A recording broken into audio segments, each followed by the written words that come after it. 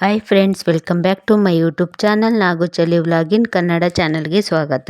Friends, morning drink ನಾನು ಏನು ತಗೊತಾ ಇದ್ದೀನಿ ಅಂದರೆ ಬಿಸಿನೀರು ಕಾಯಿಸ್ಕೊಂಡಿದ್ದೀನಿ. ಕಾಯ್ದಿರೋ ಅಂಥ ಬಿಸಿನೀರಿಗೆ ನಾನು ಒಂದು ನಿಂಬೆಹಣ್ಣ ಹೋಳನ್ನ ತಗೊಂಡು ಹಿಂಡ್ಕೊಂಡು ಕುಡಿತಾ ಇದ್ದೀನಿ. ನಿಂಬೆಹಣ್ಣಲ್ಲಿ ಸಿಟ್ರಿಕ್ ಅಂಶ ಜಾಸ್ತಿ ಇದೆ ಮತ್ತು ವಿಟಮಿನ್ ಸಿ ಹೇರಳವಾಗಿದೆ. ಬೆಳಿಗ್ಗೆ ಮಾರ್ನಿಂಗು ನಿಂಬೆಹಣ್ಣ ಬಿಸಿನೀರಾಗಿ ಹಿಂಡಿ ಕುಡಿಯೋದ್ರಿಂದ ನಮಗೆ ಫ್ಯಾಟ್ ಅನ್ನೋದು ಕಡಿಮೆ ಆಗುತ್ತೆ. ಈ ಥರ ಕುಡಿಯೋದ್ರಿಂದ ನಮ್ಮ ಬಾಡೀಲಿ ಮೆಟಬಾಲಿಸಮ್ ರೇಟು ಜಾಸ್ತಿ ಆಗುತ್ತೆ. ಅದರಿಂದಾಗಿ ನಮ್ಮ ಬಾಡೀಲಿ ಫ್ಯಾಟ್ ಅನ್ನೋದು ಕಡಿಮೆ ಆಗುತ್ತೆ. ಮಾರ್ನಿಂಗು ಕಂಪಲ್ಸರಿ ಖಾಲಿ ಹೊಟ್ಟೆಯಲ್ಲಿ ಕುಡಿಯುವಂತಹ ಡ್ರಿಂಕ್ಗಳನ್ನು ತಗೊಳ್ಳಿ. ನಾನಿವತ್ತು ಬೆಳಗ್ಗಿನ ತಿಂಡಿ ಏನು ಮಾಡ್ತಾ ಇದ್ದೀನಿ ಅಂತ ಅಂದರೆ ಓಟ್ಸು ನೈಟು ನೆನೆ ಹಾಕಿದ್ದೆ. ಓಟ್ಸ್ಗೆ ಹಾಕ್ಕೊಂಡು ತಿನ್ನೋದಕ್ಕೆ ಎಳ್ಳನ್ನು ಹುರಿತಾ ಇದ್ದೀನಿ. ಎಳ್ಳನ್ನು ತಿನ್ನೋದ್ರಿಂದ ನಮಗೆಲ್ಲ ಎಷ್ಟು ಬೆನಿಫಿಟ್ಸ್ ಇದೆ ಅಂತ ಗೊತ್ತಾ? ಎಸ್ಪೆಷಲಿ ಬಿಳಿ ಎಳ್ಳನ್ನ ತಿನ್ನೋದ್ರಿಂದ ಬಿಳಿ ಎಳ್ಳಲ್ಲಿ ಕ್ಯಾಲ್ಶಿಯಂ ಮತ್ತು ಮೆಗ್ನೀಷಿಯಂ ಇರೋದ್ರಿಂದ ಮೂಳೆಗಳು ಹಾಗೂ ಕೀಲುಗಳು ಬಲವಾಗಿರುತ್ತದೆ. ಈಗಂತೂ ಯಾರನ್ನ ನೋಡಿದ್ರೂ ಮಂಡಿ ನೋವು, ಮಂಡಿಲಿರೋ ಮೂಳೆಗಳು ಸೌದೋಗವೆ ಅಂತೇಳಿ ಎಲ್ಲ ಹೇಳ್ತಾರೆ. ಅಂಥವ್ರು ಇದನ್ನು ತಿನ್ನಿ, ಎಳ್ಳನ್ನ, ಆಯಿತಾ? ಕ್ಯಾಲ್ಶಿಯಮ್ಮು ಹೇರಳವಾಗಿ ಸಿಗುತ್ತೆ. ಇದು ಬಿ ಪಿನ ಕಂಟ್ರೋಲ್ ಮಾಡುತ್ತೆ. ಅಷ್ಟಲ್ಲದೆ ಕೆಟ್ಟ ಕೊಲೆಸ್ಟ್ರಾಲ್ನು ಕೂಡ ಕಂಟ್ರೋಲ್ ಮಾಡುತ್ತೆ. ಅಷ್ಟಲ್ಲದೆ ಚರ್ಮಕ್ಕೆ ಬೇಕಾಗಿರುವಂತಹ ಪೋಷಕಾಂಶಗಳನ್ನು ನೀಡಿ ಚರ್ಮನ ಕಾಂತಿಯಾಗಿ ಕಾಣಲು ಸಹಾಯ ಮಾಡುತ್ತೆ. ಅಷ್ಟಲ್ಲದೆ ನಮ್ಮ ಬಾಡೀಲಿ ನರಗಳನ್ನು ಶಾಂತಗೊಳಿಸಿ ಮೈಂಡು ರಿಲ್ಯಾಕ್ಸೇಷನ್ ಆಗೋದಕ್ಕೆ ಹೆಲ್ಪ್ ಮಾಡುತ್ತೆ. ಇದರಲ್ಲಿ ಫೈಬರ್ ಅಂಶ ಹೆಚ್ಚಿದೆ. ಜೀರ್ಣಕ್ರಿಯೆ ಸುಧಾರಿಸುತ್ತೆ. ಮೆಟಬಾಲಿಸಮ್ ರೇಟ್ನ ಜಾಸ್ತಿ ಮಾಡುತ್ತೆ. ಅಂದರೆ ಈಟ್ ಶರೀರದವರು ಸ್ವಲ್ಪ ನೋಡ್ಕೊತೀನಿ. ಬೇರೆಯವರಾದರೆ ದಿನಕ್ಕೆ 1 ಸ್ಪೂನು ತಿನ್ನಿ.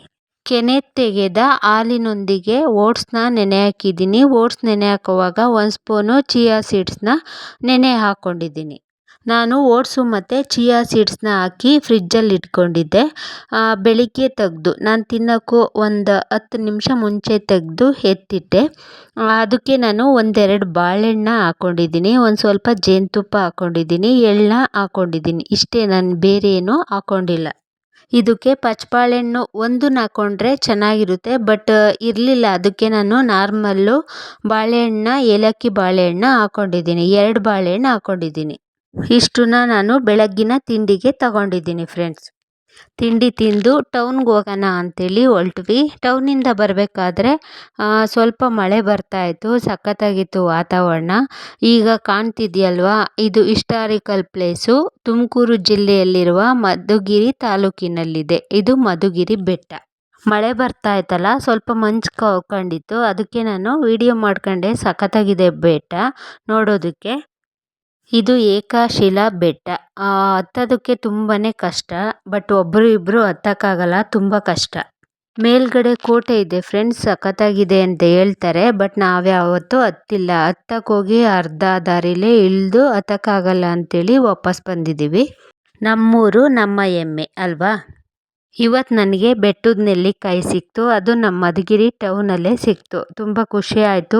ಮುಂಚೆ ಎಲ್ಲ ನಾನು ತುಮಕೂರಿಗೆ ಹೋದಾಗ ತರಬೇಕಾಯಿತು. ಈಗ 1/4 kgಗೆ 40 ರೂಪಾಯಿ ತಗೊಂಡ್ರು. ಅಲ್ಲೆಲ್ಲ 30 ರೂಪಾಯಿ 1/4 kg. kg 120. ಇವರು 40 ತಗೊಂಡ್ರು 1/4 kgಗೆ. ಅಲ್ಲಿಗೆ kgಗೆ 160 ಆಯಿತು. ಇರಲಿ, ಪರವಾಗಿಲ್ಲ, ಹೆಂಗೋ ಸಿಕ್ತಲ್ಲ.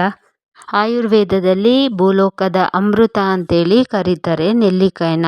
ಅದರಲ್ಲಿ ಅಷ್ಟು ಪೋಷಕಾಂಶಗಳು, ವಿಟಮಿನ್ಸ್ಗಳು, ಫೈಬರ್ ಅಂಶ, ಅಷ್ಟು ಅಂಶಗಳು ಹೇರಳವಾಗಿ ಇರುತ್ತೆ. ಅಲ್ಲಿಂದ ಬಂದು ಹೊಟ್ಟೆ ತುಂಬ ಹಶ್ವಾಗ್ತಾಯಿತ್ತು. ಅದಕ್ಕೆ ಸಾಂಬಾರಿತ್ತು, ಉಳ್ಸೊಪ್ಪು, ಮುದ್ದೆ ಮಾಡೋಣ ಅಂಥೇಳಿ ಮುದ್ದೆ ಮಾಡಿದೆ. ಒಂದೇ ಒಂದು ಮುದ್ದೆ. ಅದೇ ತಟ್ಟೆಯಲ್ಲಿ ಮುದ್ದೆ ಮಾಡಿ ಹಂಗೆ ಅದಕ್ಕೆ ಸಾಂಬಾರು ಬಿಟ್ಟಿದ್ದೀನಿ. ನೋಡಿ, ಮುದ್ದೆ ಬಿಸಿಯಾಗಿ ಹೊಗೆ ಬರ್ತಾಯಿದೆ. ನನಗೊಬ್ಳಿಗೆ ಮುದ್ದೆ ಮಾಡ್ಕೊಂಡಿದ್ದು. ನಮ್ಮ ಯಜಮಾನ್ರು ಬೆಳಿಗ್ಗೆನೇ ಊಟ ಮಾಡಿದ್ರು. ಅನ್ನ ಮಾಡಿಕೊಟ್ಟಿದ್ದೆ, ಸಾಂಬಾರಿಗೆ ಊಟ ಮಾಡಿದರು. ನನಗೊಬ್ಳಿಗೆ ಮುದ್ದೆ ಮಾಡ್ಕೊಂಡು ತಿಂತಾಯಿದ್ದೀನಿ.